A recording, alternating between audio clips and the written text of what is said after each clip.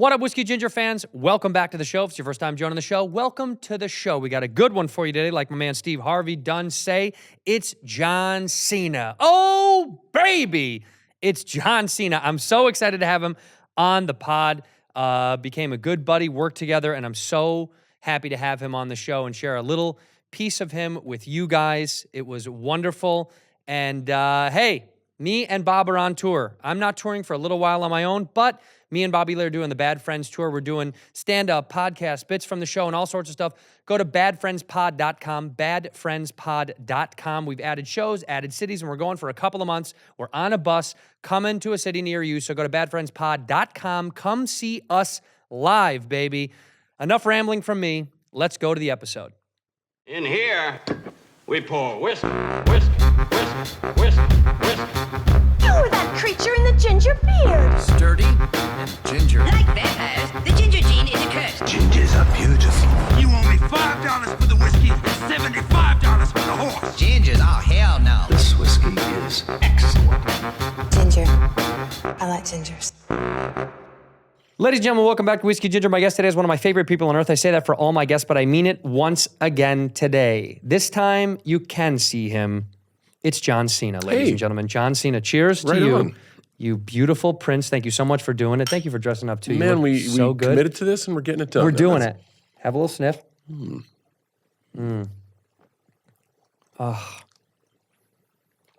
So what do you make of this? We're not going to say what it is. How do I make it? No, what do you make of this? Oh, like what are the notes that I taste? So I'm a novice when it comes to the bourbon. Yeah. I do like a scotch, but I tend to like the stronger smelling peatier scotches just because I can smell my drink coming from 20 yards away. You like that? What do you make of this?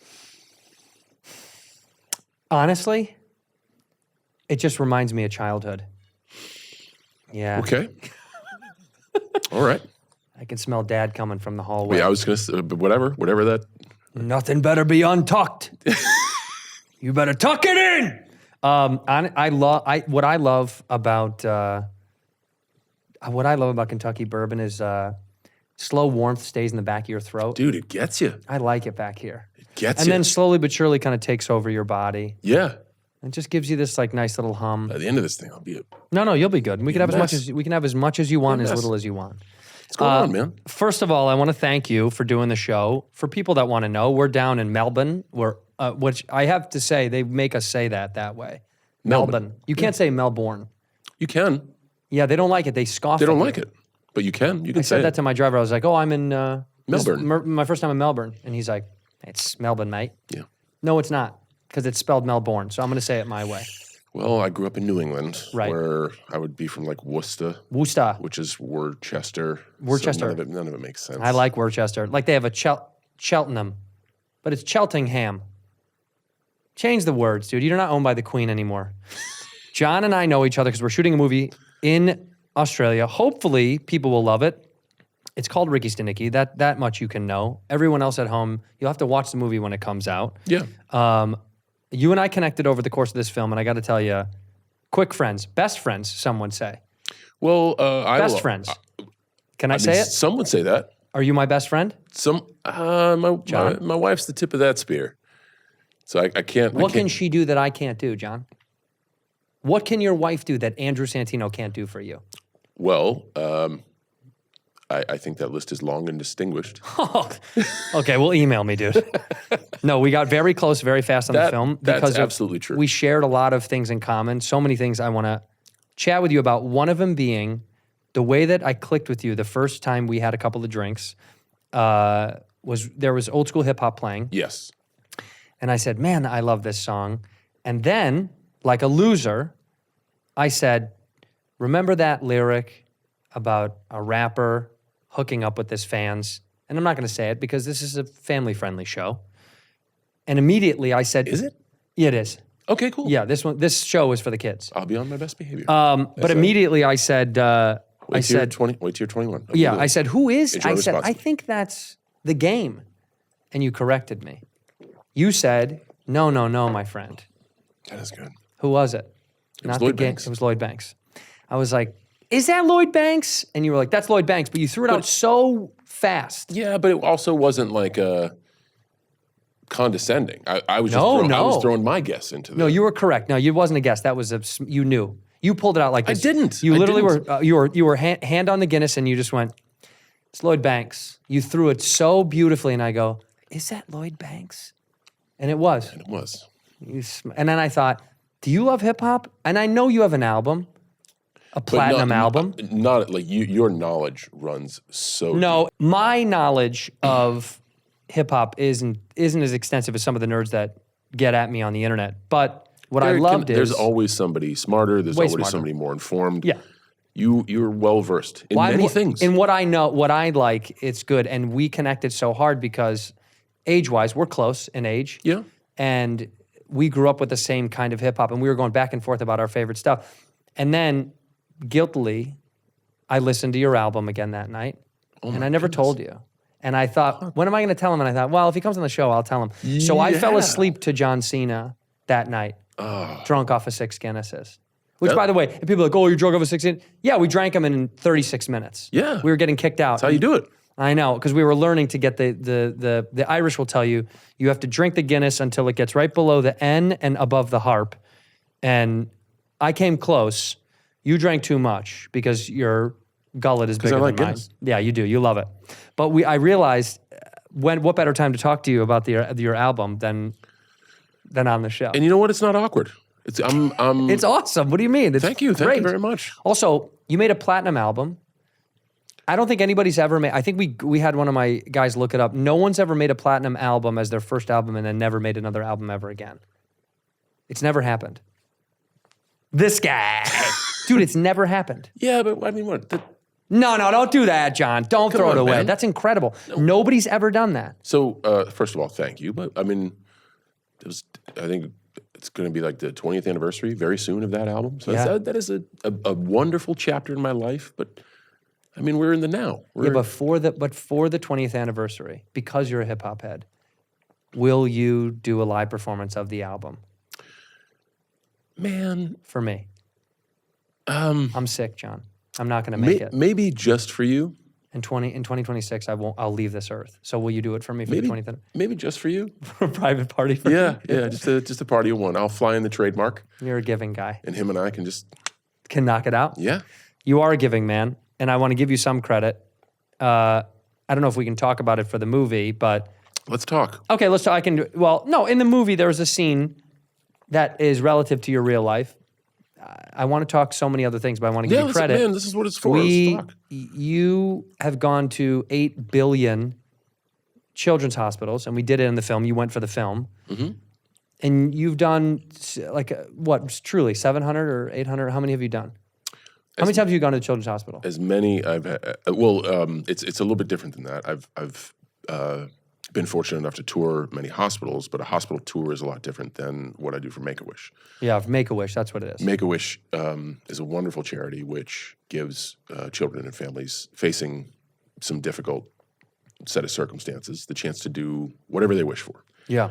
And a lot of those wishes, I can't believe this, were like, I want to hang out with John Cena for the day. So I've had This is a Make-A-Wish, by the way. a wonderful opportunity to be a part of a lot of that. I don't believe you. This feels like a Make-A-Wish a little bit. To me, it does. But these kids say, I want to hang out with you for the day. yeah. What's the wildest Make-A-Wish story that you did? Like if a kid was like, sometimes it's hang with John Cena. Is there ever one that's like, I want to go fishing with John Cena? Well, I had tea with a young lady. I had a tea with are we talking? her English imaginary breakfast? friend. No, it was just like an imaginary tea. Oh, no tea was there. A small table. She was very well dressed. She brought her stuffed animal friends. We set the whole table and we had tea and we spoke. Wow. It was great. And the tea was good. It was great. Yeah, the Tea conversation. was great. Conversation was great. Imaginary crumpets, fantastic. That's one thing I don't like about Australia. I'm going to say it again. I keep dogging them every time we do a show here. Afternoon tea. It's food. It's not tea. It's a snack. Yeah, but I think there's a whole culture around it. I don't like it. I don't like it. The Queen doesn't like you guys. They got rid of you guys. We're kind of a cool yin and yang forming here. Yeah. Like you're forever the nihilist. And I'm 100%. like, man, but you know, it's not that bad. And you're like, no, fuck that. This is half empty. I don't know. Yeah, see, yeah, John, that has been our relationship on the movie, which also has made the film very good, that you are I've never seen somebody compliment coming in. I've never seen somebody work so hard and still have such a positive attitude, regardless of the length of the day. Because, old red bones over here, when it's a long day, I get all grumpy bumpy. We all do. Yeah, but you're good at hiding it. Wherever it goes. I just think at those times when I'm about to lose it, first of all, I tell myself I signed up for it. Yeah, you did. It's my choice. You did. And something that helps me a lot is what is my biggest problem right now?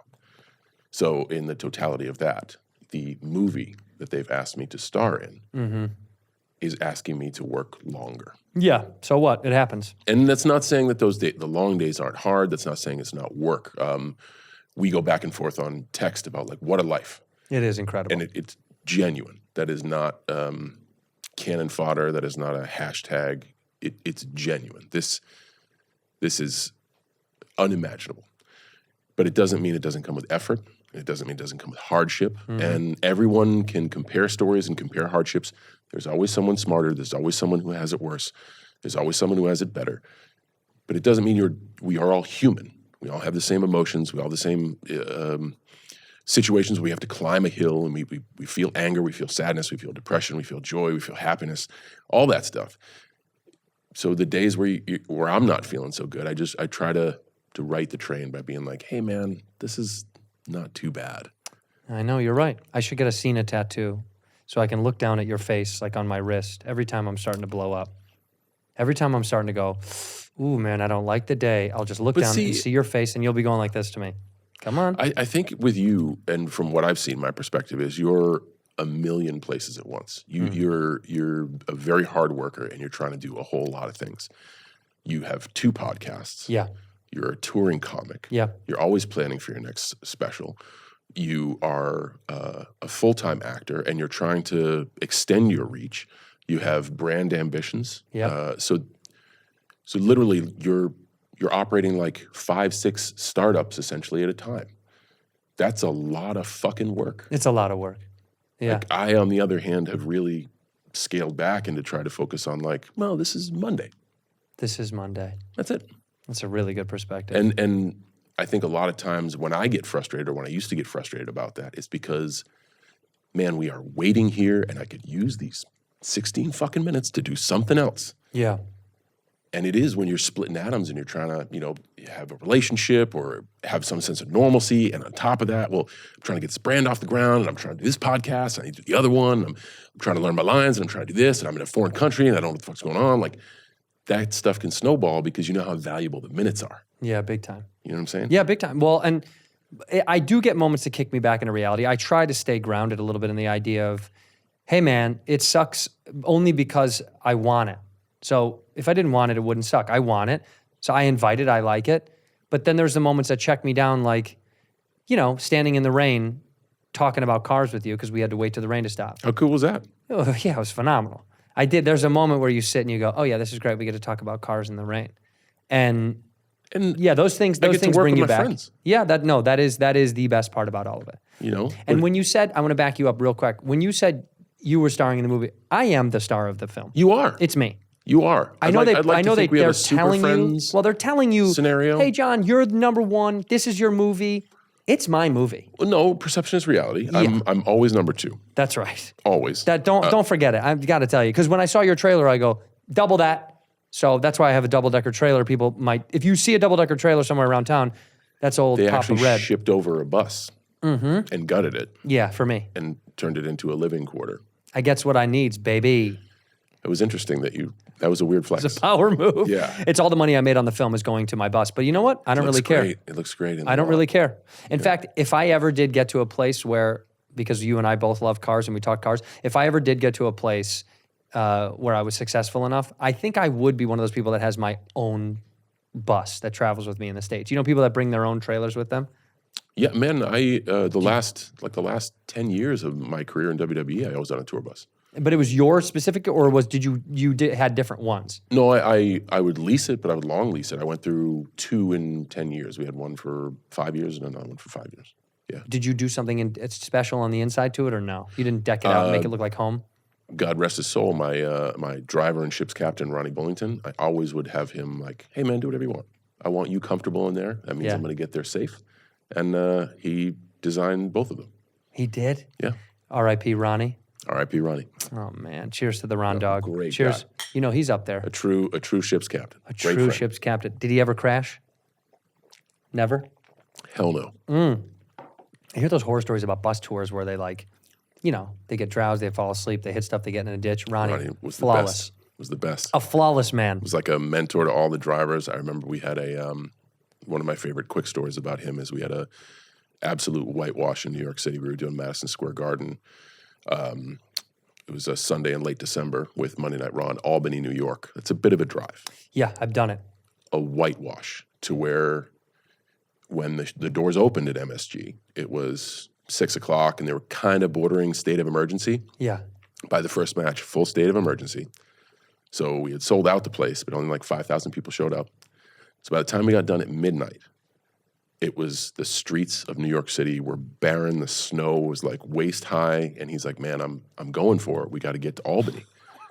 And We got to do it. so many of the performers didn't make the show.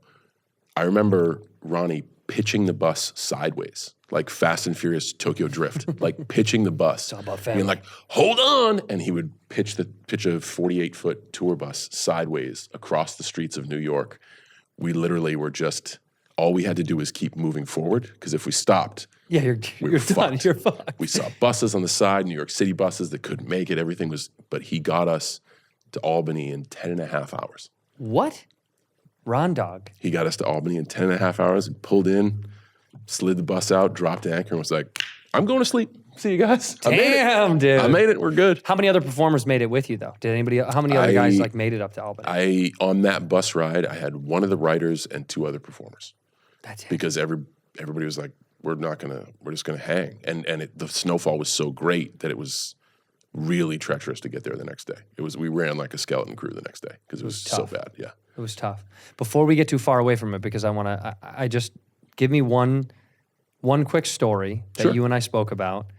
Because when we talked hip hop, the reason that I brought it up was you told me on set about how it came to fruition that you made the album, Well, not only made the album, like why I'm here. why it started. Yeah. Yeah, why the whole thing started. Originally, very long story condensed. Originally, I started to wrestle by mistake. I was going to join the Marine Corps, and a friend of mine was like, "Hey, man, we're training down in Orange County. You should give it a weekend before you go down there." I was like, "Yeah, whatever, I'll do it." Saw a ring, and I was hooked. Yeah. No aspirations of doing anything, but it happened to be in the height of the market and competition, and they were signing people defensively. I got a really low money contract to just sit at home and not go to the other guys. Nice. And then finally ended up just hanging around to get an opportunity. Debuted on TV in Chicago, 2002 in June. bless. Yeah. At the United Center? Where was it? We always run Rosemont. Rosemont Horizon, baby. Yeah, one of my favorite buildings. Oh, man. so great. One of my favorite That's buildings. great. Yeah, that place gets very, very loud. And Yeah. there's a lot of tradition in that building for me. Big time. Yeah. So debuted in Chicago. Debuted in Chicago and totally shit the bed. Like, How? What do you mean? well, did all the stuff right, Yeah. but had nothing here. No I was just trying to, people didn't know who I was. They couldn't connect to John Cena coming out in different tights and boots every time. And, I'm here. Like things were good, but no one could attach to who I am. All right. And when we were, as entertainers, you got to kind of want to attach. Like when we film a movie, you try to work on your character so people will relate to them, attach to them, or detach to them, or root for them, or root against them. Right. That's what we're doing. I am willing to bet that it's a similar perspective and trajectory in stand-up. Same thing. You want people to like and identify with your style, or be adversarial to it and call you out to Right. drum up a little bit more, awareness. And so I was about to get fired because I wasn't doing well. And I was on my final overseas tour in the UK. It was right before Halloween. And they were like, I don't think you're going to make it to Christmas, so whatever, but we'll bring you on this last tour, give you some more money. The WWE was extremely good about that. Of like, hey, we're probably not going to do business, so let's get you on as many shows as we can. But that's so cool. They give you a heads up. Versus other pro sports where a lot of times it's like you wake up to a phone call that's like, you're cut. I just knew the writing was on the wall, and like it wasn't. How do you know that? I genuinely. Because when you go out there, you use your ears. And when the sound is not just silence, not just apathetic silence, Right. but shoes going up to the concourse to get hot dogs. You hear a guy in the bathroom? Yeah, it's kind of like, So by mistake, I kept to myself. I didn't want to rock the boat, but like, okay, my time's coming to an end, so I'll enjoy this. On the tour bus overseas, they travel us all together, and some of the guys are freestyle in the back. So I just went in the back and waited for my turn and joined in and just did the best I could. And ripped. And just tried to unleash the fury. Cut it on out. everybody. You ripped. And the front of the bus was Stephanie McMahon, and she was head of the writing team. McMahon's daughter. Yep, head of the writing team at the time. And she was like, how did you remember all that? And I kind of explained to her the concept of freestyle. And she's like, well, make something up about me right now. Sure enough, on the spot, I'd spit a few bars. And she's like, do you want to do that on TV? Yes, please. Yes. And it just so happened to be the Halloween episode of SmackDown. Oh, wow. So the character shift wasn't like, well, why is he doing that? It started as a costume and then just kind of went into that. Wow. happened. What It's did you crazy wear mix. when you did it on Halloween? A crazy sequence Vanilla Ice outfit with a huge Vanilla Ice wig. They were trying to get me to look cool. I'm like, no, I want to look ridiculous because I want to stand out. Right. And in those early matches, in the early phase of that, I wore the most ridiculous stuff. I remember seeing a Fat Joe video where he's wearing a North Carolina blue sheepskin suit. So I went and got one of those, like the crazy hats. Like I try to be as over the top as possible so you would realize like, oh, that's the rap guy. Right. And it worked. And sure enough, that was. It worked. God, that's wild. By the way, who was on the bus rapping that was good and who was trash? Who could rip? Was there anybody that had skills? Well, it was just people having fun. Yeah, but I mean, who was good? Come on, give it to me. I don't think they did it enough. It's a skill. Like I'm not good now because I used to do it every day in high school. I used to do it consistently in college. It's like playing golf. I ask you what you hit and I almost threw up. Right. Because you play all the time. Yeah, I play a lot. You play a lot, so you've honed your craft. Yeah. Those guys were just having fun. And there was probably a little bit of that involved. Right. So that really doesn't get you quick on your feet. Yeah, some sauce. And it was an opportunity, and I was prepared. And you hit it out of the park. I held my own. In here, we pour whiskey. One of my favorite days of the week is Sunday. I like to sit outside and feel my lawn. I like to sit in the grass and play with my dog and feel my lawn. And I got to tell you something, when the weather starts to warm up, getting out in the yard is one of my favorite things to do, play with the dog. And now spring is finally here. The days are going to be longer. The flowers are blooming, and I can spend time outside in my yard, what I love doing, playing with the pups. Sunday is everything you need to get the lawn that you've always dreamed of this spring. Go to getsunday.com/whiskey. Enter your address to get a customized plan created just for your lawn. They only use ingredients that you can feel good about. No harsh chemicals, no long waiting periods, trying to keep your kids and pets off the lawn. Simply just apply, let it dry, and you're back to enjoying your yard. That's why I love it, because I got a pup, and I love to be outside with the pup. They sent me it. It's incredible. Kept it nice and lush, especially with all the rain in Los Angeles. It's easy and affordable. Lawn care services cost more than $1,500 a year, but Sunday's full season plans start at just $109. Come on, what are you waiting for? Get a nice lawn.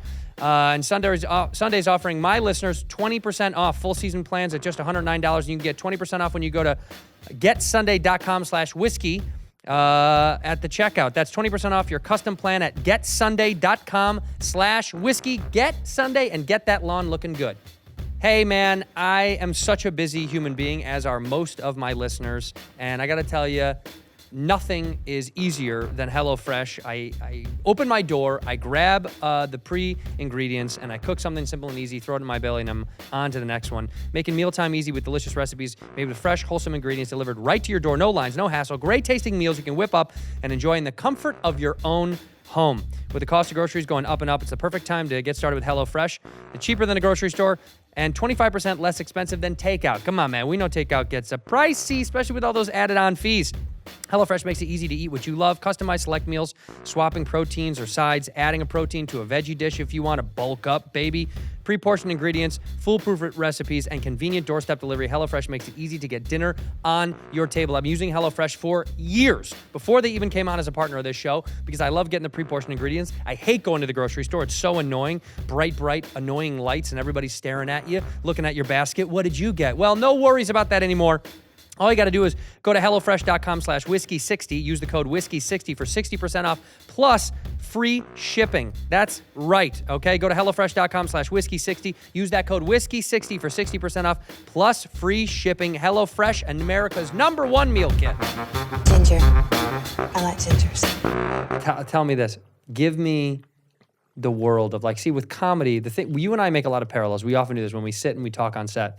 I'll talk often about how wrestling performance and comedy performance, the reason there's a lot of wrestling fans in the comedy world, a lot of comedy kids, stand-ups, because it's the same kind of like, the phrase that you like that I told you, we say like when you find your voice. You know, we found our voice. When you found your voice, that's what happens to us. We start in these weird kind of realms, and the thing that bonds you the most when you are getting the silence and listening to the shoes go up to get popcorn is other people experience that, but it's that shared eating shit together. Like it's nice to eat shit with your buddy.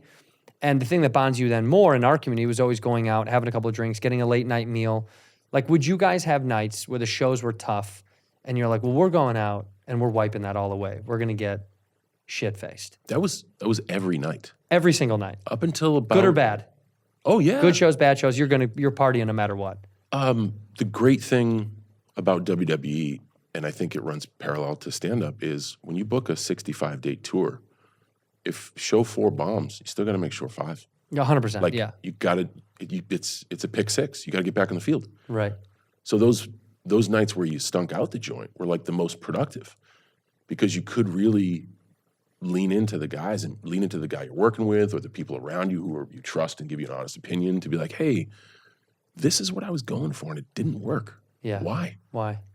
And I'm sure you had, mentors in stand-up comedy who would maybe bestow a few secrets after a few of these. Yeah. And, And it used to be a little bit more of a fraternal society where you kind of had to go to out afterwards to get some wisdom. Right. Nowadays, the business has evolved and in great ways.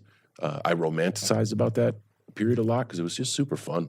Yeah. But guys are paid better, guys are treated better, less of a work schedule. So I don't know how much that still exists. Yeah. I know today I just try to pass on wisdom at the show.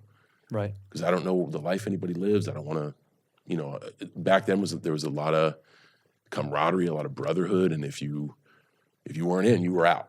Right. When I started, I tried to keep to myself, and keeping to myself, I was out. Yeah. And it was you need to only be a when I was part of the like, community. Yo, I really want to do this. Mm-hmm. People were like, you do want to do this, man. You're really dedicated. Just come here, kid. Let's have a few and let's talk about why you suck. Who was the most fun to drink with? Everybody. Was there not one where you're like, man, I used to love to drink with?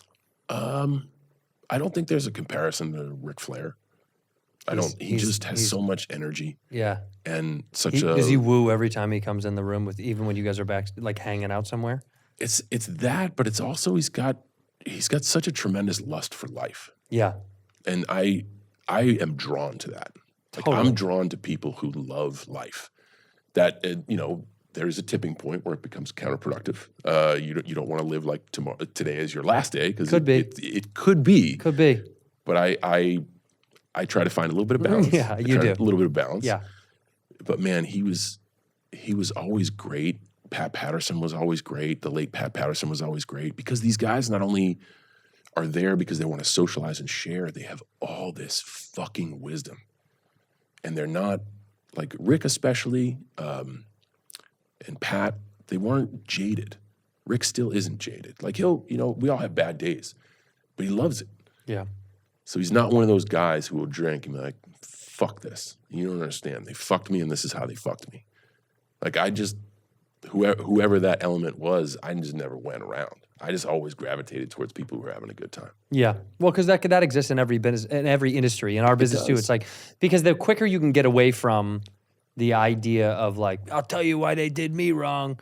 I feel like that feeds into they're going to keep doing you wrong then, because that's what you almost want, you project it to be. That element's not just in entertainment, that's in the corporate world, right. That's in any area where you can, where you can have a group of people in the same thing.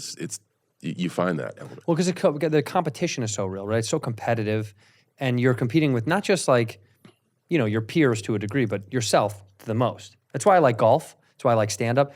I'm my own competition. When I talk to you on set, when like the stuff that I think that I like the most on set is when you talk to me about you working on your own stuff a lot, like you're trying really hard to, you know, I saw you reading a book and then you said, I have to play piano certain times a day. I want to keep up with that. I want to exercise my foreign language muscles. And like, you're just working on, you're really kind of beating you, so to speak, because you, the lazy you, can win every time. Every time. It's the easiest thing in the world. Not go to the gym, fine, easy, whatever.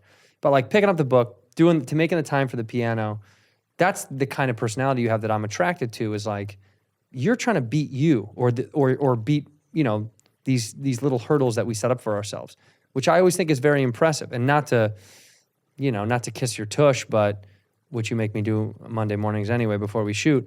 We call it the Monday. Yeah, it's just tough for me. I'm going to keep doing it, but it really is hard. I'm not going to lie. It's And one the more thing week. is, One more week. One more week. One so more I week. can, I'll take care of you tomorrow, but I usually don't. Like Thursday's my last shower. Great.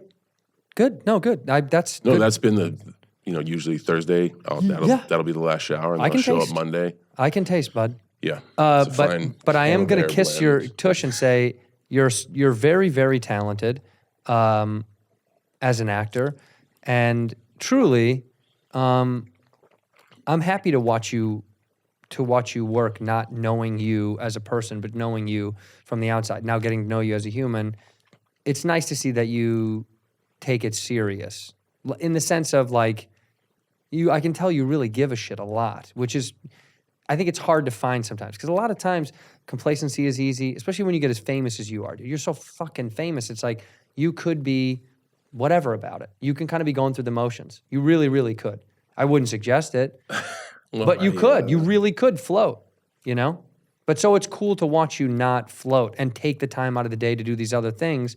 So it's influential to other people. Like it gets in my head that like, oh, I should be taking more time to work on the thing, whatever that thing is. No, but you do, and I little. dude, you're everywhere. Look at us, we're here. You're working on a Sunday. I know, but like on set, in the dead times, I do think managing that time is wise. I'm jerking off in my trailer, John. When you see me leave, I'm literally jerking off in my trailer. Bullshit. 2 videos of you. Bullshit. I'm Because not kidding. You're a loud talker, and you're in the same area. You hear me? And you're booking your tour, and you're deciding your merch. You're like, and you're Santino, making these- shut up. Yes. Yeah. Total. I gotta call bullshit. Trust me. There are things that I want to get accomplished in a day, but there's also that point, just like in any workout or anything you do that challenges yourself, when you reach the point of diminishing returns. I'll look at a keyboard and I can't play and I can't read, and then okay, I've given it the best I can. I want to just see this thing now. Yeah. Or I want to just do nothing. You do the same thing. But it's different. I guess I'm jealous. I guess this grass is always greener. I'm quicker to get on my phone, look at something stupid, and I think you've disconnected in a good way. When we talked about it, you were like, oh, Instagram and all that bullshit, you've disconnected. I mean, look at the way you treat that kind of stuff is impressive. You post shit on Instagram, you follow nobody, and you don't give any context to it. Yeah, because you're like, here, this is kind of what I like, whatever, goodbye. There's no engagement of it. Actually, one could say It's that. curated. One could say that, but I think it's an exercise in full engagement, because if you really are following an account to try to get to know someone, you can run down that rabbit hole of what are they thinking? Mm-hmm. What's the nature behind this post? I really wanted to try to do something, and I was just going to continue to do it, pass or fail, just to see what was going on. I didn't have the extra time. I believe that people have to earn the right to hear your story. So I am just not an advocate of turning the camera around in my own life. Right. I have a wonderful circle of people I love that know damn near everything about me, and they love me back, and we've earned that respect. You and I are building a wonderful foundation. Yeah. Not the best friend yet, but God damn it, you're a Getting friend. there. Yeah. Well, I'm going to stay at your house. I did say that. I'm coming and sleeping in your bed. Absolutely. Yeah. And I don't know. I wanted to create each platform I kind of use uniquely differently. I use Twitter differently than Facebook. I use Instagram differently than TikTok. And all 4 sometimes send a certain message in unison, just because I wanted to try to do something different. And just because I'm not using something like everyone else. Yeah. I've been labeled the most unorthodox performer. That means I'm not very athletic when I perform. but I also didn't use the craft of sports entertainment like everyone else. I see my family, I see my home, the 20 years of my career through a different lens. And whenever I talk to people who are really in the pro wrestling WWE rabbit hole, we never see things in the same light. Like, I always see things a little differently. So I just wanted to use it differently and make it like an art gallery. What was this person thinking when they hung this piece? If the artist isn't there next to you and there's no description, you have to think. Yeah, what is it? Yeah, you have to look at Is it a big code that we're trying to all figure out? Is it like it is what you make it. Yeah. Everyone there's a meaning behind Be sure every to drink your Ovaltine. John, that was what it was. Crummy commercial. I knew it. I figured it out when I saw it. I thought, God damn it, that's what it is. But this is an advertisement for Ovaltine. It's one of those things where, like, they just announced I would return, I don't know when you're going to air this, but to Boston on the 6th of March. I think this will be out then. I put up the Dropkick Murphys album cover. I put up the final scene from The Departed, where the rat goes across the screen. Mm-hmm. I put up the old Boston Garden, and I put Fenway Park. Say no more. But yeah, that was all before the announcement. Just a little. So if you're following and you're in, yeah. I'm telling you that, like, I'm going to be there. Right. But if you don't know, and there are a few people that knew, a lot of people didn't. Like, what is all this? But those are meaningful posts that are easy to describe to you. Yeah. That people are like, now I get it. Of course. There's meaning behind every single post. Oh, see, pay attention, kids. Follow the man. Boston still has a soft place in your heart? Yeah, absolutely. Yeah. City's got a ton of character, just like Chicago, just like But you're New a York. mass kid. Yeah. But how long did you live in New England? I moved to Venice, California in 1999. I lived there for 22 years. Yeah. And then moved back there for like another 3. Yeah, when you told me you moved to Venice Beach because you wanted to be close to, that was like the Arnold days, right? The falling of the curtain on, like, the mecca of bodybuilding. Yeah. Because the digital age. Right. Your phone allowed you to be whoever you want to be, wherever you want to be. Like, it's changed a lot of stuff. But back then you had to be in Venice Beach. If you wanted to do anything fitness related, and my degree was in, kinesics and movement studies, so I wanted to try to get on with a major manufacturer. Venice was a hub where all the equipment was like the SEMA show for equipment. If Hammer came out with a new line, they were in Venice. They had a space. If Cybex came out with a new line, they were in Venice. Life Fitness, all that stuff.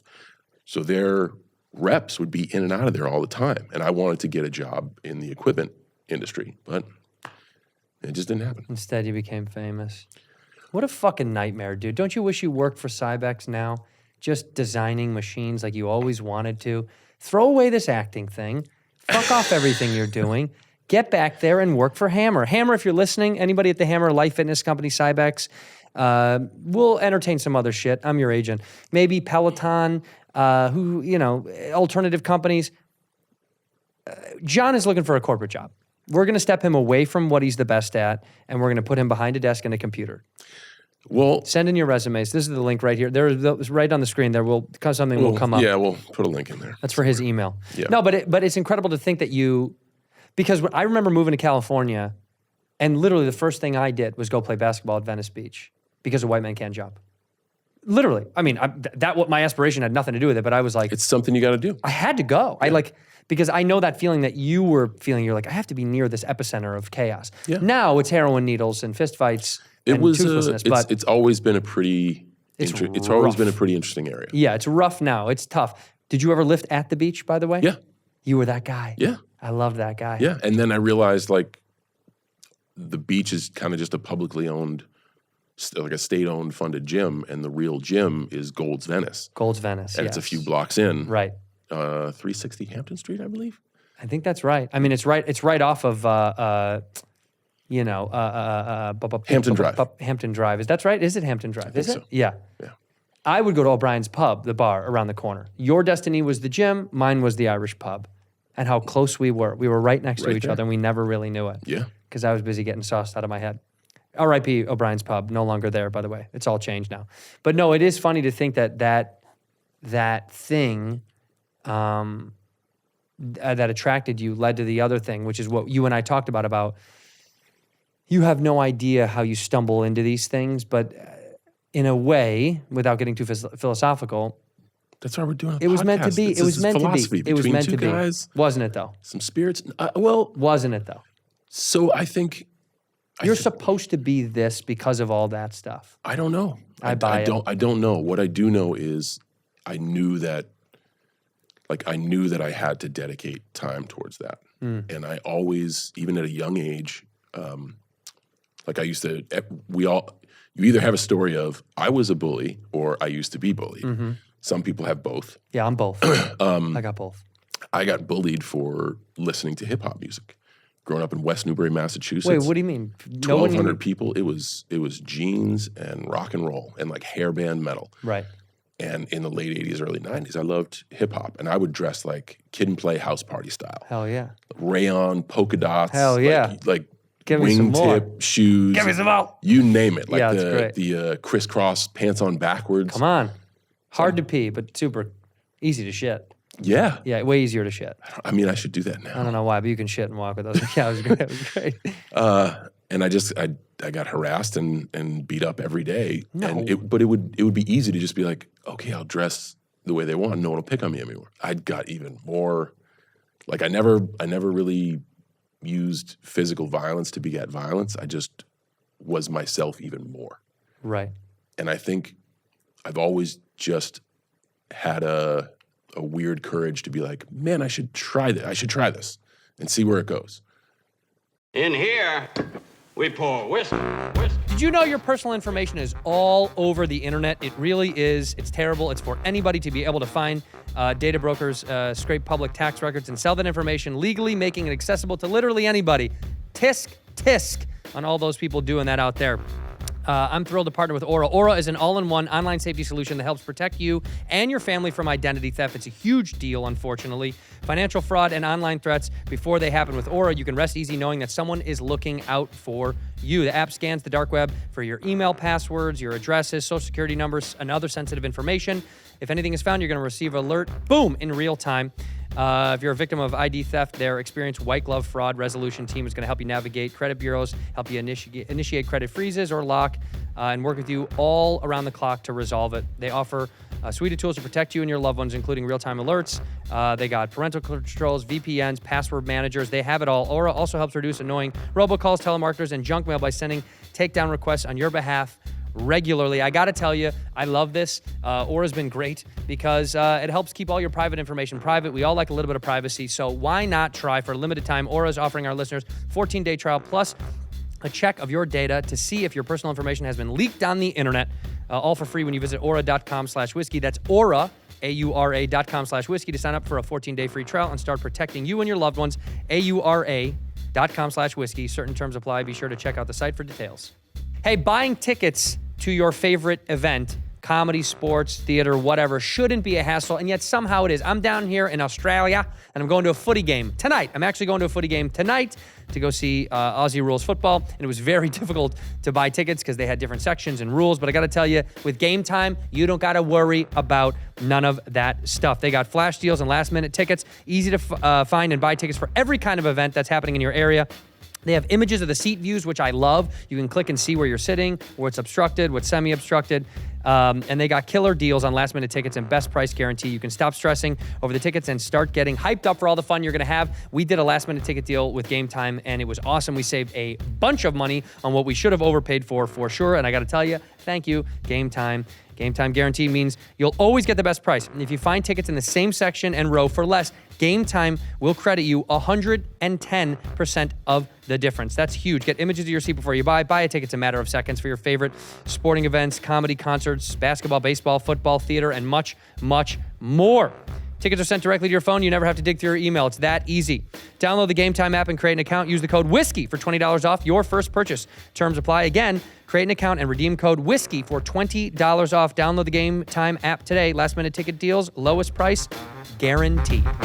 Ginger. I like gingers. That's what I mean. That's innate. That's what I'm talking about. That was inside of you, whether you knew it or not. And it was just kind of birthed out of something that you never knew was coming. That's why I kind of believe in that semi-destiny world of like, You were supposed to keep wearing those clothes. You were supposed to love that shit and kind of go against the grains enough until it finally worked. Because there was no code. There's no chart that shows you how that works. So in your philosophical thought that you're weaving here, I'll follow you down that road. yeah, So if all this stuff is indeed meant to be, then I think the real win and the real wisdom and the real takeaway comes from being able to reflect on it and be like, this is what this taught me, and this is what I'll do going forward. right. So if indeed it's all meant to be, wow, I lucked out. Yeah, But I also think that you're right. A lot of people will get to a certain level and coast. you're totally.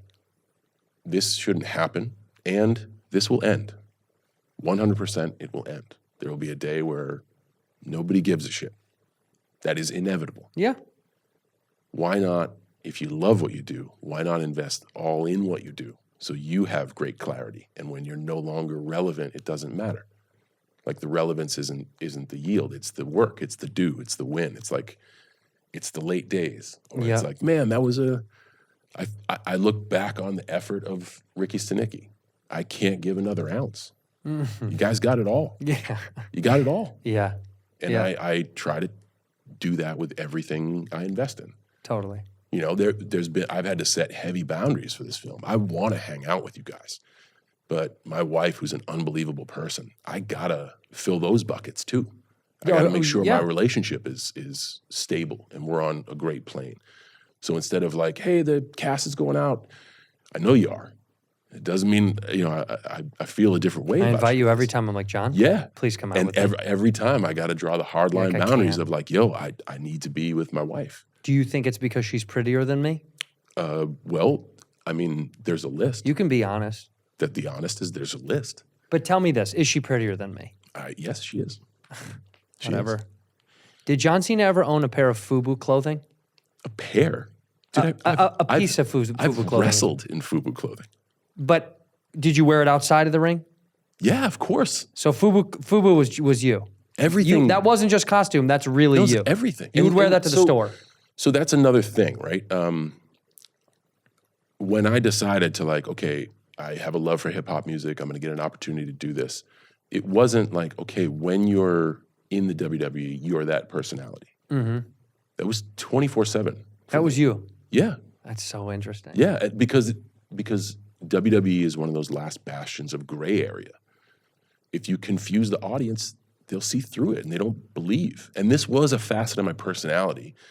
And it was kind of like my comeuppance to those kids who used to kick my ass when I was 13. Of like, hey, see, I can do this and people can relate to it. So it felt really good. But you never saw me from like 03 to 07 where I wasn't like outlandishly dressed, trying to, talk some trash on somebody. Like it was who I was. But that was you. That was you it was living.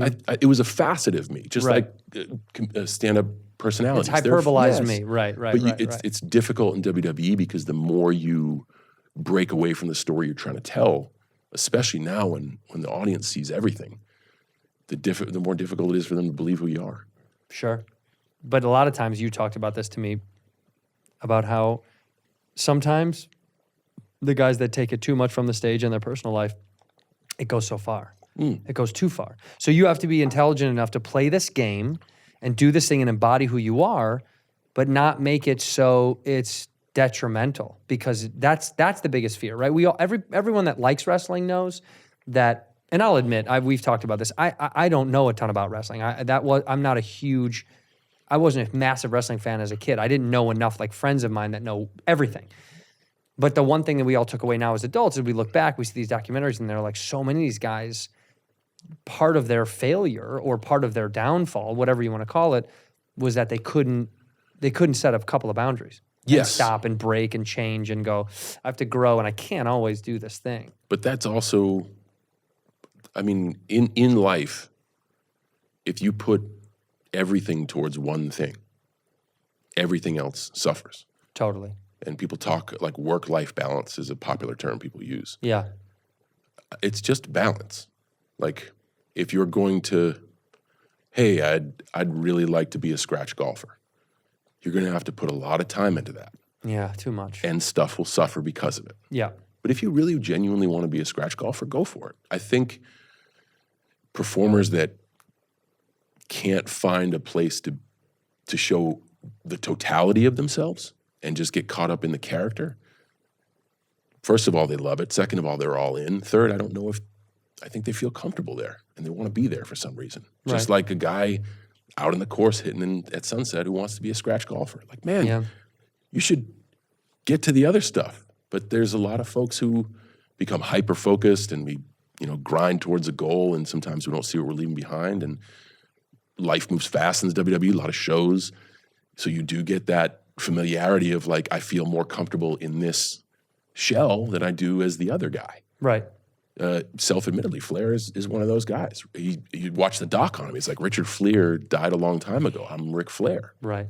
But he feels comfort in that, and he feels he's at home himself in that. So it is, to some eyes, it's tragic. To some eyes, to the eyes that count, the person in the fight, living the journey, that's what they want to do.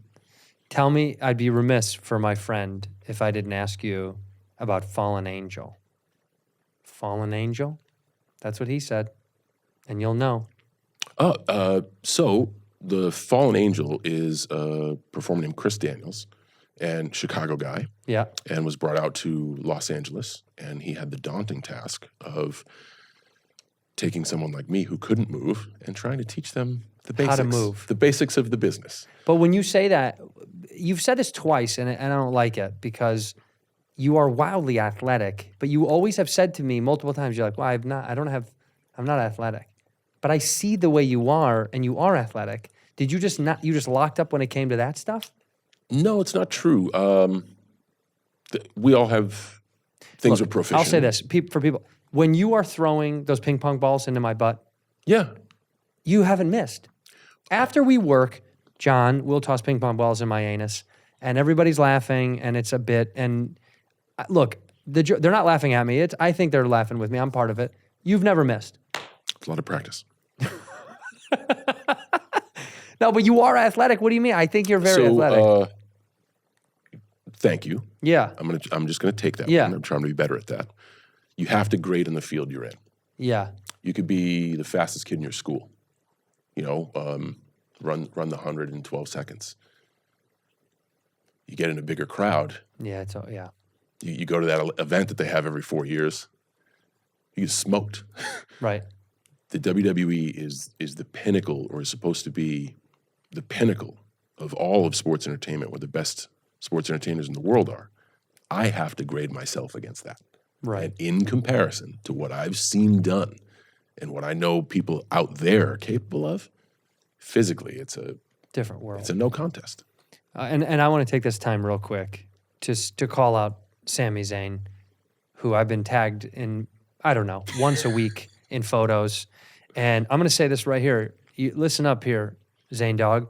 Whenever you want to step in the ring with me, pal, I've been training with Cena out here in Australia, and I'm ready, and he says I'm ready, and he's my coach, and I'm going to take your ass down. Right, John? That's bullshit. That is. Mm-hmm. But I'm trying to work on it. I got to give Sami his comeuppance. Here's a guy who's been in the business a long time. Yeah. And worked really hard in circuits outside the WWE and made a great name for himself. Then got in WWE in the NXT program and made a great name for himself. And then got into WWE and kind of struggled to connect with the audience. And everyone now, because he's very popular now, thinks it's like, all right, it clicked. His character went through a major reconstruction just about 3 years ago. Wild. Maybe even a little bit more than that. Because I see him pop up so much now, too. It's taken him a long time. 3.5 years, and now it's all that hard work, and I can see it. I see how hard he works, and I see how he's invested in connecting with the audience. And it's paid off. Everybody loves him because they know who he is. Good on the Zayn Dog. We get tagged so much. I think we've communicated once on the internet. I'm like, I can't stop. You should have him on the podcast. Hey, man, whenever he wants. You just said you'd kick his ass, and now you're like, nah, whenever you want to come on. He knows that. Can you imagine? He'd fucking rip me in half. It's so funny, though. Have they ever had a jester where they send in like a regular guy just to get fucked around in the ring? Have they ever sent in a guy like of my size just to get thrown around by you guys? So it's a it's a spectacle, it's entertainment, and Yeah. perception is a lot of the times reality. So if the matches that aren't supposed to mean a lot, it's like when you have a prize fighter and you know he's something special, and he goes through a lot of warm-up matches to get to the main guy. So they have that all the time. But sending me, an untrained idiot, and just fuck me up. No, man. Insurance? It is not try this at home. No, No, I we know, are just trained freak me. professionals. You do not. Sounds fun. That is organized suicide. That's all That is. is. Take me That's out. a poor management choice. That's what that is. I'm going to talk to my agent. He was like, ask John to get you in a cage match. I was like, look, I'll do it, man. I would never in a million years. And for the fact that anybody thinks they could do it is so baffling to me. When anybody talks about wrestling, like they're always like, whatever, man. It's coordinated, blah, blah, blah, blah. You're like, can you fucking, it's so physical. Yeah, but It's so funny that people think it's like, whatever. But it's weird. That's how they talk about everything, acting, comedy, all this. It's like, pff, whatever, dude. I'll do it. Well, I'll think, do it. So I think right there, you as a stand-up knows when someone is apathetic or it's ignorance. Yeah. You know exactly like, oh, you don't know what we do. When people are like, oh, it's fake. Yeah, the outcome's predetermined. It's for the entertainment of the audience. Yeah. If it was real, there's real fights you can watch on TV. We want the story. We want the characters. We want to be on the edge of our seat. Right. And we want the main event most all the time to deliver a Super Bowl that's won on the last play. Yeah. To deliver a Hail home Mary, home baby. run in the ninth inning. Yeah, 100%. And that's the beauty of what we do. We can let you come in the arena and just escape for 3 hours. And we want you to yell until you're hoarse. The audience is the biggest part of the show. Yeah. There's no other element like that. Yeah. There's no other element No. that showcases the people paying to be there. It's like college game days, when they pan the crowd and people are allowed to really emote and do all that stuff. But it's just a pan shot, and then they really want to be quiet when they're doing stuff at the desk. Yeah. Like WWE is like, no, Chaos. crowds have taken over the show. Yeah. Chicago is a great town to take over the show. Montreal, where they just had a wonderful premium live event where Sami Zayn was competing. They took over the show. There's a lot of these people that are they get so excited because they're part of the act. Right. So when someone's like, "Oh, it's just fake," yeah, you're surprised. Like, what? I don't get it. Like, so what else? What else about it don't you like? Right. And immediately you can see that they just don't have any experience. And it's cool, man. Sometimes stuff isn't for you. It's not your shit. I'm a Scotch guy. Yeah. Doesn't mean bourbon sucks. It just means you like that Scotch. right now it's not my jam. It's real to me, damn it. It's real to me, damn it. We can get in there as far as we want to go. That guy, man. The depth of that man crying. We can get in there It's as real to me. Man, Yeah, I love rem- that guy. I want to kiss him on his fucking forehead. 2 instances involving me changing my look. One, I came back with longer hair, and people were like, "You ruined my childhood." And 2, my hair's thinning. I'm 46. Yeah. So I came back and they're like, "Cena's hair's thinning. What the F?" Like, yeah, because I'm old. And that's me. But people get so attached to the character they've grown up with for 20 years. Like, the penthouse has always been a little thin, but I always used to cut it really short. So you really couldn't see that. And now when I come back, I like having this sort of style because it's versatile for somebody in the makeup chair. Yeah. And they can create whoever they want, and I can walk out as Ricky Stenicki or as whomever they want me to be. So I like doing acting, and having a little bit more on top in certain spots gets you a little more versatility. A little more versatility. Yeah. But it was crazy to see people like crushed Yeah, mad about your hair. because I'm getting old. There's a blog that's called Mad About Cena's Hair. I wouldn't be run it. surprised. I run wouldn't be it. surprised if it's like a .org. Pissed off at Cena's hair. Yeah. Fuck But Cena's hair. I take that not bad. They love you. But that's a testament to like, hey man, you're ruining the thing that I attached myself to. That's tough. When a band sells out, All right. you know, like they were my band. It was my band. I knew them when they played 30 people at the Hotel Cafe And on here Cahuenga. we are wanting them to still play 30 people. Yeah, they don't want to play 30 But people. they want to grow and they want to expand. Yeah, and they want then other people to it's fucking see okay to 'em. do something new. So it's okay for that to happen. It's so I mean that's why I don't believe in the phrase selling out. I think it's a weird bullshit phrase. It means almost nothing. It's such an innocuous idea of like selling. What do you mean selling out? Like because it's like saying You gave more of you to other people that didn't know you. You're like, what? Isn't that what you wanted? You wanted to enjoy me. Now I want other people to like it the same way you did. I mentioned that Hotel Cafe thing that I just said because I had this conversation with somebody, the band The National I went to go see at the Hotel Cafe years ago. And my wife and I followed. I mean, we would literally go to see them as they got in bigger venues. We saw them at the Wiltern on Western. Then we saw them open for REM. You know, they went from a little baby thing and we saw them open for REM at the Hollywood Bowl. And she won't like me saying this, but man, does she hate REM. So much that we paid all this money for these tickets. We saw the opening band, we saw the National as the sun was setting, it was hot. They had bad sound because, you know, they don't ever give them the best shit and the best lighting. And the sun dipped behind the bowl, and then the headlining band's supposed to start. Here comes REM. And she literally goes, do you want to go bowling? And I was like, do you want to see one song? And she was like, no, I don't like REM. So we fucked off. That's how much we liked them. So shout out to those guys. But that was, what I meant was, yeah, and then the next year they headlined Hollywood Bowl. But it's like, you want them to play the biggest crowds because then the most people get to enjoy it the way you liked it. We always have this, it's my thing. Cena's my guy. You're me. It's like, no, you're from more than just one person. Can't be. I hear you, but I also get the other perspective, and I also get an artist's perspective on, I would like to keep my footprint small. Good luck. Well, good luck if your end goal is, you know, commerce and trying to make it pay the bills. It's a tough hill to climb. By keeping your circle small, you're gonna have to make a lot of sacrifices. But on the other end, the larger you become, you have to branch out, you have to grow, and there are growing pains that comes with that. Yeah. And a lot of it could be, hey, the people who got me to the dance have now turned their nose up. But that's my thing is, the goal of a performer, whether you're an artist, you make physical art, you make music, you do stand-up, you make film, whatever the artist goal is to get their art to as many people as possible. I would disagree. You don't think that's what it is? I want everyone to see me. That's you.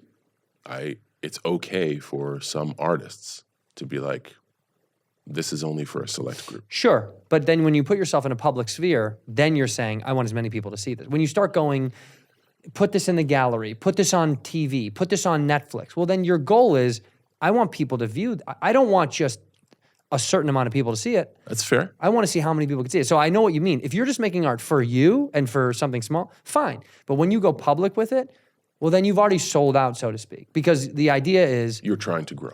you want to grow, yes.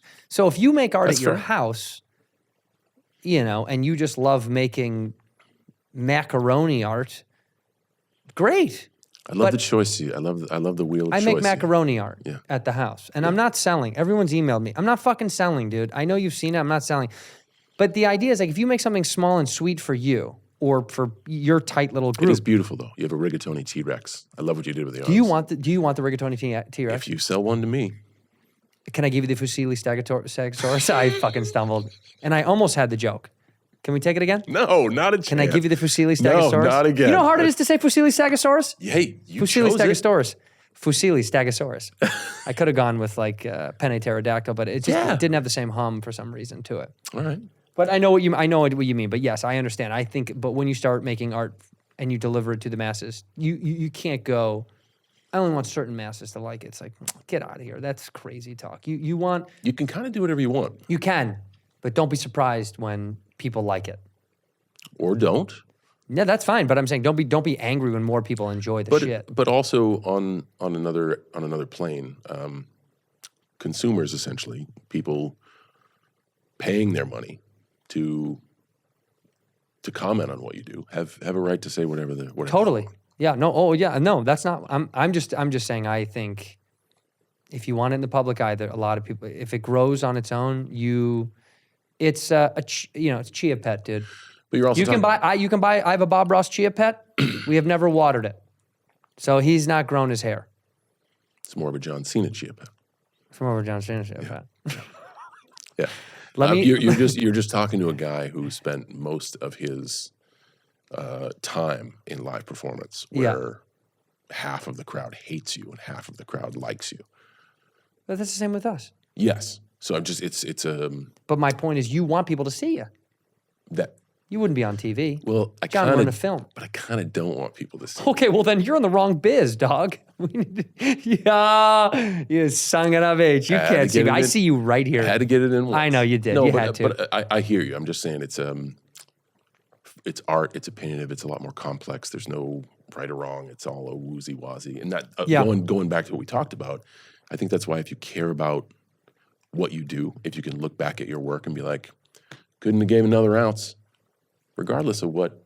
If they think you sold out, if they think you didn't sell out, it doesn't matter. It doesn't matter. No, it matters if you enjoy it. That's Yeah. that's where we're on the same page in that. I just think, and if you really don't want people to see it, then John Baldessari it and fucking burn it.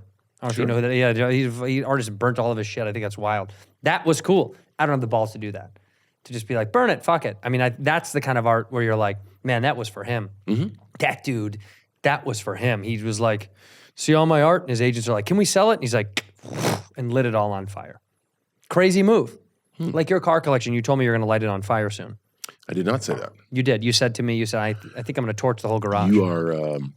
You are drastically raising my insurance rates with this joke. And you get a call from your agent like, John, are you really thinking about? I did not say that. I'll look No. at all the cameras. I just want to match what you have now, just because I wanted fair. a little bit more. That's fair. Can we talk cars for a minute? We sure can. Because I know you're a big car guy. You're way more than I am. I like cars. Not true at all. No, but you're able to afford them. The ones that I want. You are too. You've got some great toys. You have some delicious toys. The We had a moment where we connected. cars don't need to be about a big spend. I sent you a picture of a car today. It was $15,000, Such a cool car. and it was a Robin's Egg Blue Oh. 72 Triumph GT6.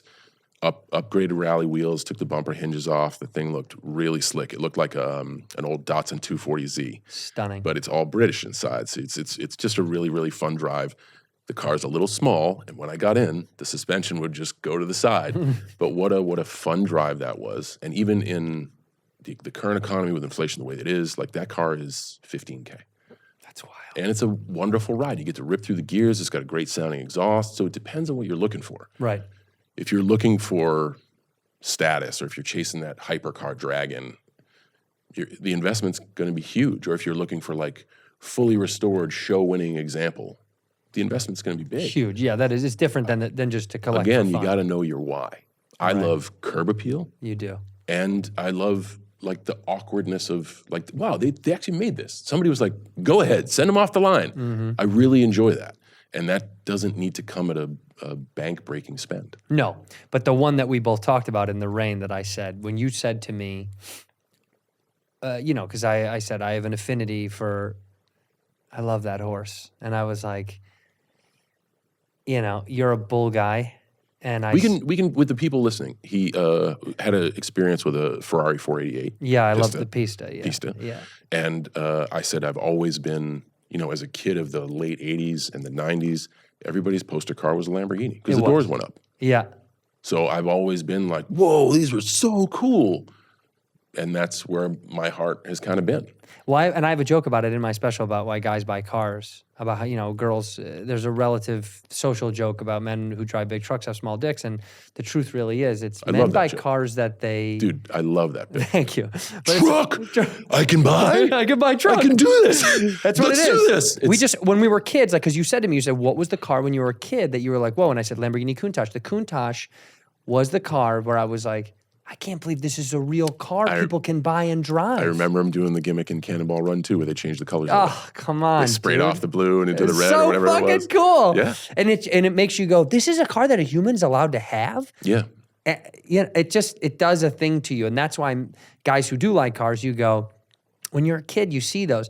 In my parents' bedroom, I had we had a photography class in high school, and one of the assignments was to go take pictures of inanimate objects that you have some sort of connection to.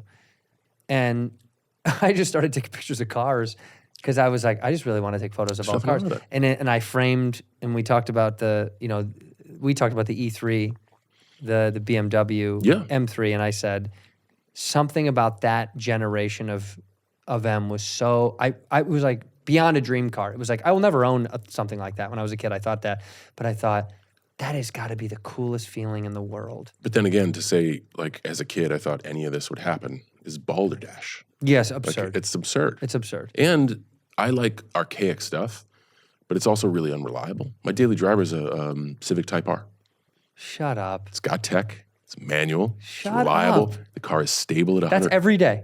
That's what I can catch you Dude, in. it's a 2020 and it's got a third pedal. My dog. And at 145, it's stable. Like, it goes. It's got seats in the back. I can ripping. actually pick people up. Yeah.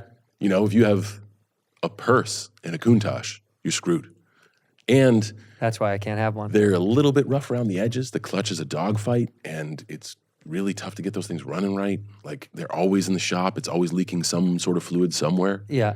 So Same. if I actually need to drive a car on a distance that's more than like 10 miles, it's the Civic. How long did you own a Countach for? I still have it. You still got it. Still have it. You son of a bitch. Yeah. Well, it's one of those things where Can I drive it when I come to your house? Say yes. it's just a tough drive. Can I? If you- Can if I you- drive it? Say yes. I can't say yes. Can I drive it? Say yes. I can't say yes. John, say yes. If you've never had an experience with that clutch, It's the only thing I'm asking of you, John. I don't want mine to be the first one. Yeah. All right. No. Those who know what I'm talking about, it really is like nothing you've ever driven before in a difficult way. It's the maneuver to reverse is when you sit outside and reverse because you can't see. nothing. No cameras back in the days. So it looked awesome, Yeah. completely impractical. Not a chance you're going to parallel park the thing. Like, it's not trying to like the Hollywood Hills in that thing would be a disaster. Forget about it. You really have to I really have to get in there. You know, my wife will be right in there. What's wrong with you? Like, this is how I have to make the car go. Where on the Civic is bam, bam, bam, bam, bam. Like, it's Nothing. it's a fun, easy drive. And what I just heard you say was I have weak legs. That's exactly that. John. It's an upper body business. All right.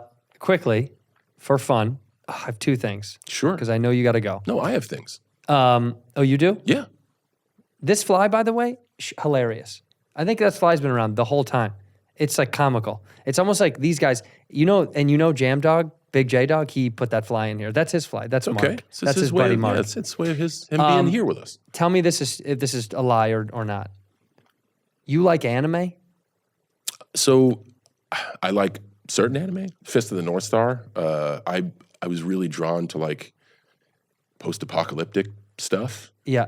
And I found that at the right time. And I thought it was super cool. So I used to love, growing up, I used to watch Fist of the North Star a lot. Okay, plead the fifth on this, whether you want to or not. Overwatch porn. Do I overwatch porn? Overwatch, the anime Overwatch. They make Overwatch porn. You never seen it? No. Boy, oh boy, do you need to check it out. Okay.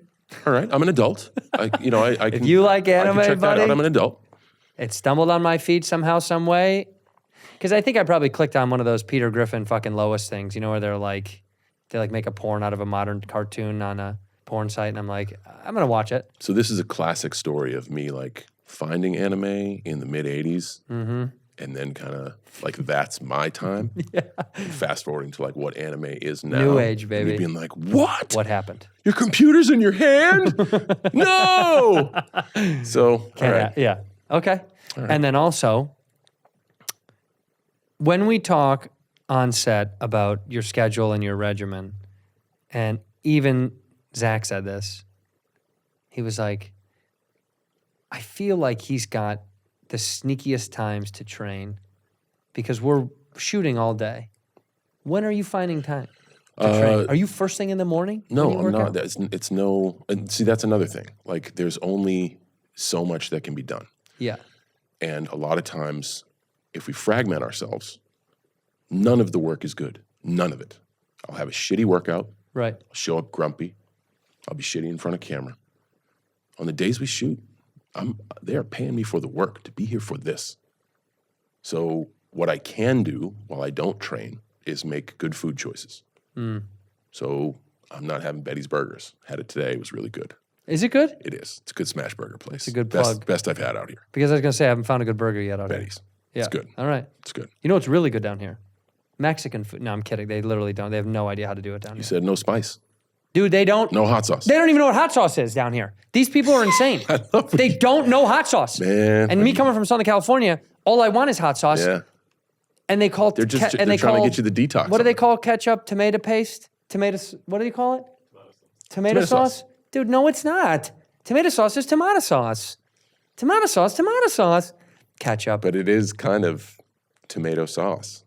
Yeah, but there's more to it than that. Well, what do you call a can of tomato sauce? Tomato sauce. Yeah, see? These guys double down on all sorts of dumb shit. They don't get it. They call French press coffee plunger coffee. Plunger. No, it's not. Plunger gets poop out of a toilet. What gets poop out of the toilet? What's that thing? It's a plunger. Cut it out. Pick a name. See what I mean? Pick a No, fucking it's name. fine. Pick a lane. No, I'm gonna fight Jam after this. Sorry. Heffel. You son of a bitch. Yeah. You're right. You do have a So yeah. I only train when I have time. I had time this morning. You did And today. we had an early day on one of the days where like I was fading fast. And again, I speak to the wife like, hey, psychologically, I really could use 40 minutes. Is that okay? She's like, yeah, are you kidding me? Go.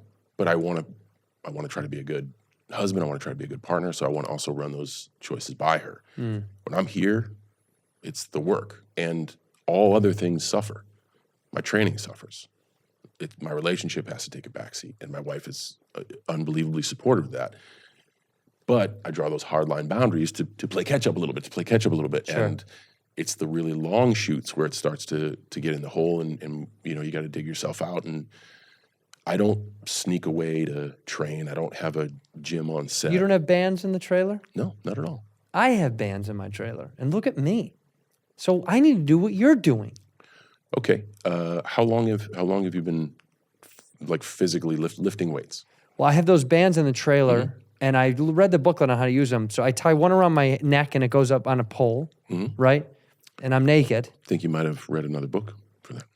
That's not what those bands are? They might be. Okay. I don't know which ones you got. No, I just think it's impressive that you. I think it's impressive that you.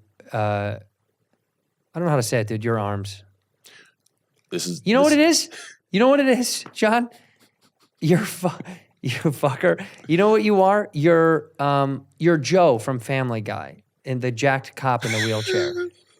You're in real life. When I see your arms when we're in the car together, I'm like, fucking this guy's so strong, man person. I started working out when I was 12. I've never stopped. Never. Never. So 34 years straight. Jesus fucking. It's what I went to school for. I know. I have a 4-year degree in working out. And 4-year I degree in. have good people around me to kind of curate the experience of like, hey, make a few more good choices. Do this, don't do this. Do Yeah. this. Did someone say the Big Show said you were had some of the best strength he's ever seen? Well, that a lot of the times WWE, what I didn't offer in smoothness, I could make up for in explosive strength. Right. So that I felt I was pretty proficient in that. Those are things that I'm good at, like moving in an explosive direction. So all of my stuff is like really explosive. Yeah. That's where You could have been a that's what linebacker. I was an offensive lineman because I had no awareness for the game of football. But you could have been a linebacker. Yeah, no. They tried. They're like, man, can you just hit the guy in the other jersey when the thing happens? What I guy? can do that. Yeah. I can do that. Didn't work. I didn't have the overall awareness of the game. Will you do me one favor when you come to LA? When you come back to LA and I'm there and you're not working, will you come play one round of golf with me? Come on, please. Just you and me. I want to see it. That I don't mind, but it's just so much time. No. We play fucking Do 4 you holes. want to know why all these things get done? Like how you can look and be like, what the fuck is he doing that I'm not? Yeah. I know that golf takes 5 hours and I don't have the 5 hours. 4. I'm talking to my wife. 4. But also we can play 3 and leave. We can play 3, have a Guinness and go home. I like this new style of golf. Say yes to playing golf and to letting me drive the Countach. 1, 2, 3. No. Yes. He said yes. But you heard it. What I will do Yeah. is I will extend an invite to you for a podcast that won't be filmed or recorded Okay. in the Bat Cave. Done. Which is I'll serve scotch instead Done. of whiskey, and we'll talk about life and philosophy and cars and all that. You're making me get blushy, John. And here's what I want to say about you. Yeah. in an industry where Better not be a fucking compliment. If it is, I'm going to be it is. So sorry. Well, cut this, Joe. Cut all this stuff. It's fine. You can cut it if you want. No. In an industry that's very transactional, and it's very difficult to find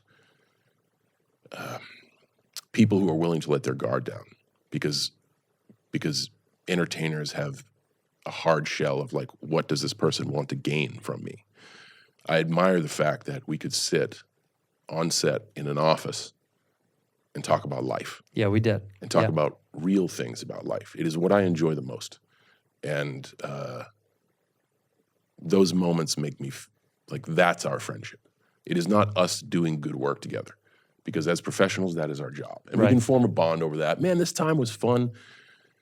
But just like two guys talking about sports, if sports is all they ever talk about, they got to have that. And if they don't have it, their relationship isn't there. And I really applaud you, because I know how difficult it is, because I see a lot of performers not able to climb that hill of like letting anybody even remotely in. We'll talk about hip hop, we'll talk about sports, we'll talk about what you watched and how you felt about it. We'll talk about critiques of people's performance all day long, Right. because that doesn't put my heart out there. Right. But life and pain and relationships and Yeah. all that stuff is Yeah. real. And like, hey man, I had a hard time doing this. yeah. I feel you, because I've had a hard time doing this. Right. And it's that little give and take where you get to know someone for who they are, and not like you're giving me ammo to use against you, and you're hoping that I'm not going to. And I'm doing the same thing with you. Yes. And for that, I thank you. And that's why I wanted to make sure we got this done. Because I knew we would talk about, like, and thank you for being so grateful to talk about career path and all this wonderful stuff that's going on. I live a dream every day, and there's not a day that I'm not aware of that, even my grumpiest of moments. But I consider you a friend, because I've had a chance to talk to Peter like that, because I've had a chance to talk to you like that. I had a chance to talk to a mutual friend of ours, PJ, like that. Right. Like, it goes beyond the work. This is a summer camp business. You get stuck with 8 weeks, a couple months, you become best friends and never see each other again. Yeah. But if you do have those moments, it allows you through long absences to catch up, and it feels like it's just yesterday, or you stay in touch. And I think that's super cool, man. So thank you. Thank you. Thank you. I love you. Please don't block my number. Never. I don't block anybody's number. As soon as I And I don't change my phone number. I've had the same number since 2004. And we'll put the number up right here. You can. This is the number right here. You can. And everybody text that number right there. I want to thank you so graciously. 68001. I want to thank you graciously. I love you so dearly. This means a lot to me. I wish we could talk for 80 hours, but we'll do that in private because that's way more fun. We end the episode the same way. You look into your camera right there, and you say one word or one phrase. It used to be a word, but some people were like, I don't really know what the one word is going to be, so I'll say something. So one word or one phrase is going to end the episode. This will be in the Smithsonian someday. I always say that. All one worded or one phrases at the end of Whiskey Ginger. In that camera, when you're ready, no big pressure, but one word or one phrase to end the episode. Sure. I'll get there. Thank you, Andrew Santino, for having me on Whiskey Ginger. I don't know what we enjoyed, but it was pleasant. Delicious. This is John Cena encouraging everyone out there to earn the day. Cheers. In here, we pour whisk, whisk, whisk, whisk, whisk. You were that creature in the ginger beard. Sturdy and ginger. Like vampires, the ginger gene is a curse. Gingers are beautiful.